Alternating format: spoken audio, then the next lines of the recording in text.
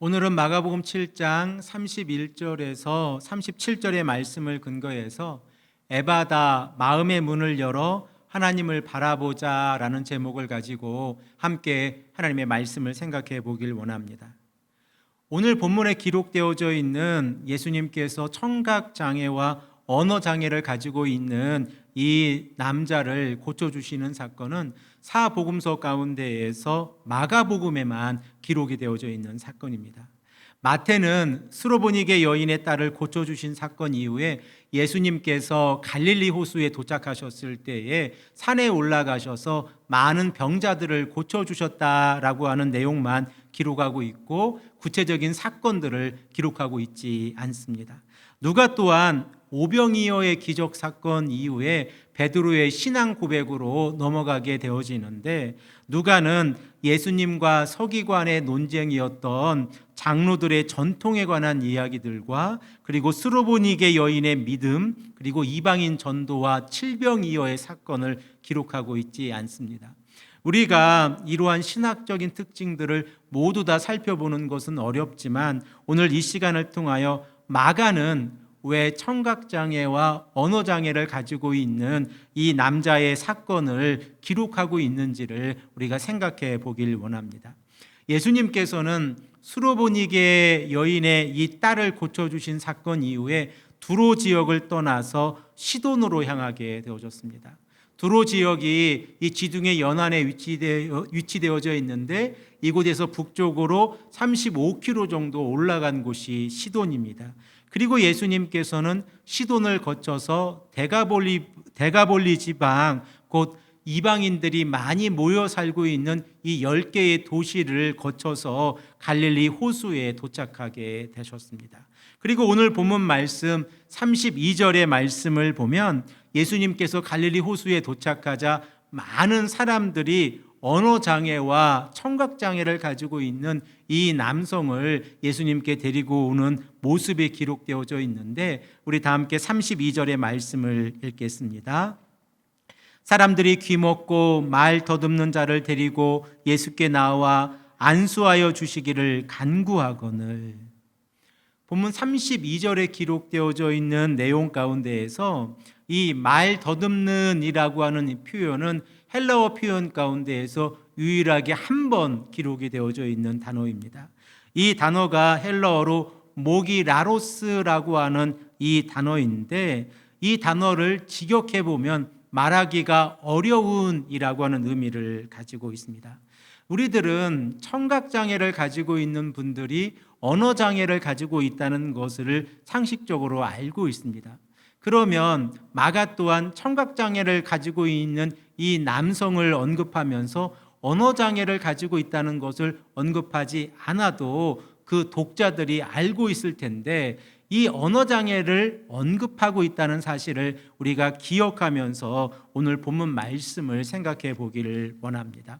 오늘 본문 말씀 33절에서 35절의 말씀을 보면 예수님께서 이 남자를 고쳐주시는 사건이 기록이 되어져 있는데, 특별히 33절 상반절의 말씀을 보면 예수님께서는 이 남자를 무리로부터 따로 데리고 가셔서 고쳐주시는 사건이 기록되어져 있습니다.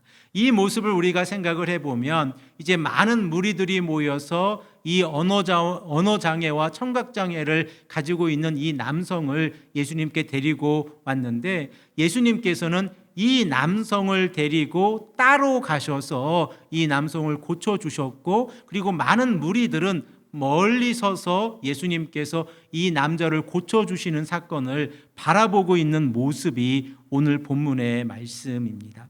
우리들은 마가복음 안에서 메시아의 비밀에 대해서 알고 있는데, 메시아의 비밀 가운데에서 어떠한 내용이 있습니까? 예수님께서 베드로의 신앙 고백 이전에 자신의 사역을 이제 많은 사람들에게 이제 널리 알리지 아니하고 비밀스럽게 행동하고 있는 모습들을 우리가 알게 되어지는데, 마가복음 5장 40절에서 43절의 말씀에도 야이로의 딸을 죽음 가운데서 다시 살리실 때에도 베드로와 야고보와 요한만을 데리고 예수님께서는 이 기적을 베푸셨습니다. 그러므로 우리가 이 메시아의 비밀에 대해서 우리가 알고 있다고 하면 오늘 예수님께서 이 청각장애와 언어장애를 가지고 있는 이 남성을 따로 데리고 가셔서 기적을 베풀어 주셨다라고 하는 사실을 깨닫게 되어지는데, 이로 인하여 메시아의 비밀이 공개되어졌을 때에 이 남성을 고쳐주신 사건이 모든 사람들에게 함께 공개된다는 사실도 알게 되어집니다. 그리고 또한 이 사건이 어디에서 일어나고 있습니까? 바로 이방인들을 대상으로 향하여 일어나고 있습니다.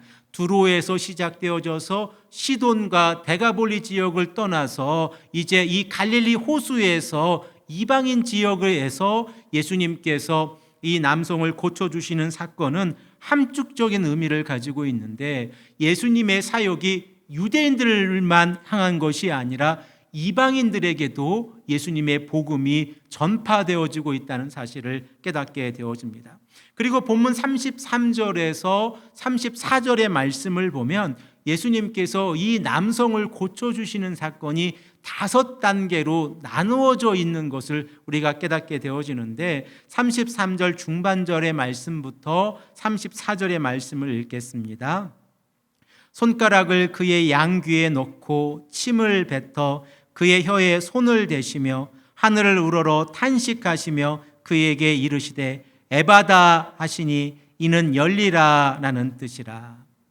예수님께서 이 남성을 고쳐주시는 모습을 살펴보면 손가락을 귀에 넣으셨고 침을 뱉어서 혀에 손을 대시고 탄식하시면서 이제 마지막 말씀하신 내용이 에바다인데, 이 아람어를 헬라어로 번역을 해보면 열리다라고 하는 뜻을 가지고 있다라고 마가는 우리에게 말씀하고 있습니다.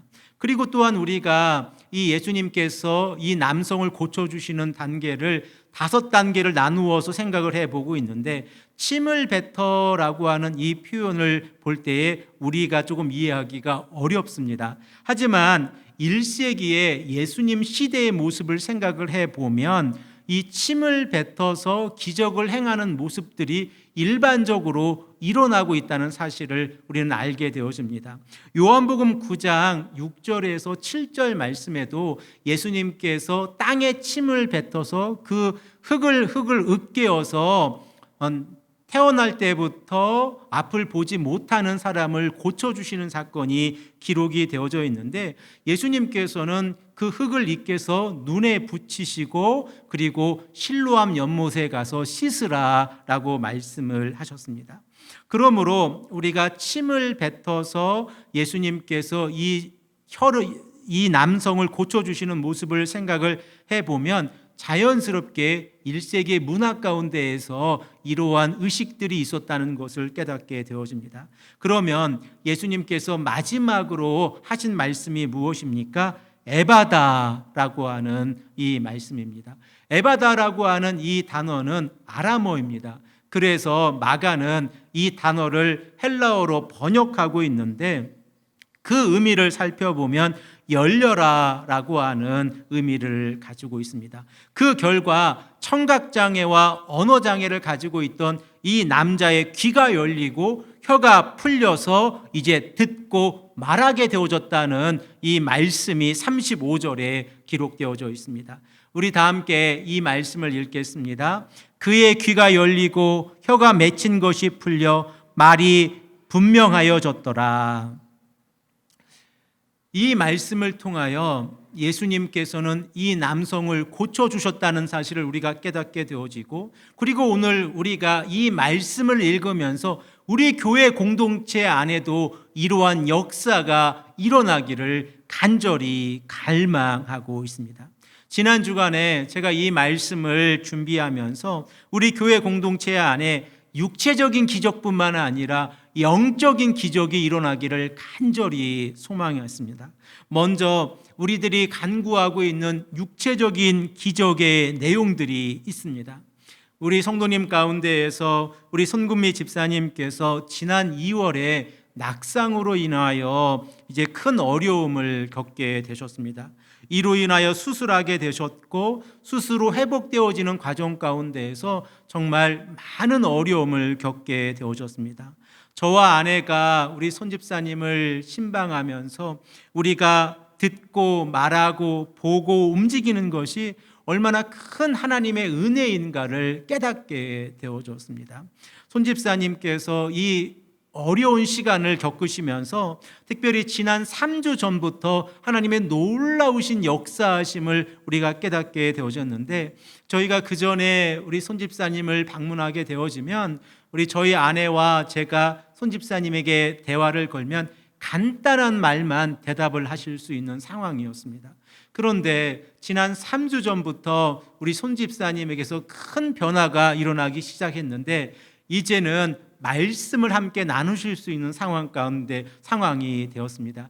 지난 화요일에 저희가 병원에 방문했을 때에 저희가 손집사님에게 이렇게 질문을 드렸습니다. 잠은 잘 주무세요? 라고 질문을 드렸는데 우리 손집사님께서 저희에게 이렇게 대답해 주셨습니다. 약을 먹어서 그런지 잠을 아주 잘 자고 있습니다. 이렇게 대답해 주셨습니다. 또한 지난 화요일에 저희가 요한복음 3장의 말씀을 읽어드리고 나서 요한복음 3장 16절의 말씀을 율동과 함께 한번 따라해 보시라고 이렇게 권면해 드렸는데 우리 손집사님께서 잘 따라 하셨습니다. 정말 감사한 일입니다. 이제 재활치료를 위해서 해밀턴으로 지난 목요일에 이동을 하셨는데 이 재활하는 이 시간을 통해서도 하나님의 놀라운 역사가 우리 손집사님에게 이루어지기를 간절히 소망합니다. 두 번째로 우리 교회 공동체가 간절히 간구하고 있는 것은 우리의 눈이 열려서 하나님의 나라를 바라보는 것입니다. 아람어로서 이 에바다라고 하는 이 단어를 헬라어로 바꾸어 보면 디아노이고인데 이 디아노이고라고 하는 단어가 이 성경에서 기록되어져 있는 본문들을 생각을 해보면 그 의미를 우리가 생각해 볼 수 있습니다. 사도행전 7장 56절의 말씀을 보면 스데반이 순교하면서 하늘의 문이 열리고 예수 그리스도를 바라보는 그 말씀이 기록이 되어져 있는데 스데반이 바라본 것이 무엇입니까? 바로 하나님의 우편에 앉아 계신 예수 그리스도이십니다. 그리고 스데반은 돌로 맞아 죽음을 당하는 이러한 상황 가운데에서도 자신의 육체적인 어려움을 바라본 것이 아니라 하나님의 나라를 바라보았습니다. 그리고 천국을 바라보며 하나님께 간절히 기도하고 있는 모습이 사도행전 7장에 기록되어져 있습니다. 특별히 이 시간 사도행전 7장 56절의 말씀을 읽겠습니다. 말하되 보라 하늘이 열리고 인자가 하나님의 우편에 서신 것을 보노라 한데, 우리가 이 땅에서 신앙생활하면서 우리의 육체의 귀와 입만 열리는 것이 아니라 우리의 영적인 눈이 열려서 천상의 하나님의 나라를 바라볼 때에 우리의 시선은 세상에 고정된 것이 아니라 하나님의 나라를 바라볼 줄로 믿습니다. 우리의 신앙의 눈이 열릴 때에 하나님께서는 우리 공동체 안에서 역사하시고 우리 공동체에 은혜를 베풀어 주신다는 사실을 우리는 늘 깨닫고 나아가기를 원합니다. 한 가지 더 생각을 보기를 원하는데 이 디아노이고라고 하는 이 단어가 비유적으로 사용되기도 합니다. 예수님께서 부활하시고 난 이후에 엠마오로 가던 제자들이 예수님을 만나지 않았습니까? 그리고 그들은 예수님과 대화를 나누게 되어졌습니다. 그리고 예수님과 대화를 나누던 그 제자들의 그 마음의 눈이 열려서 예수님을 바라보게 되어지는 모습이 누가복음 24장 31절에 기록되어져 있는데 이 말씀을 우리 다 함께 읽겠습니다. 그들의 눈이 밝아져 그인 줄 알아보더니 예수는 그들에게 보이지 아니하시는지라. 엠마오로 가던 이 제자가 마음의 눈이 열렸을 때에 바라본 것이 무엇입니까? 예수님이 누구이신가를 알게 되어진 것입니다. 우리들의 신앙 가운데에서도 예수님이 누구이신가를 깨닫게 되어지면 삶의 변화가 일어나게 되어집니다. 왜냐하면 이 땅의 삶에 목적을 두고 살아가는 것이 아니라 하나님의 나라를 소망하고 목적을 두고 살아갈 수 있기 때문에 그렇습니다. 우리들은 설교의 서두에서 말하기가 어려운이라고 하는 헬라어 형용사 모기 라로스라고 하는 단어를 생각을 해보았는데, 이제 이 남자는 예수님을 만나고 난 이후에 말하게 되어졌고 잘 듣게 되어졌습니다. 이 사실을 통하여 우리가 한 가지 중요한 사실을 깨닫게 되어지는데, 예수님을 만나게 되어지면 우리들의 모든 어려움과 그리고 모든 고통과 그리고 우리가 기도하고 간절히 간구하는 그 모든 일들이 해결되어진다는 사실입니다.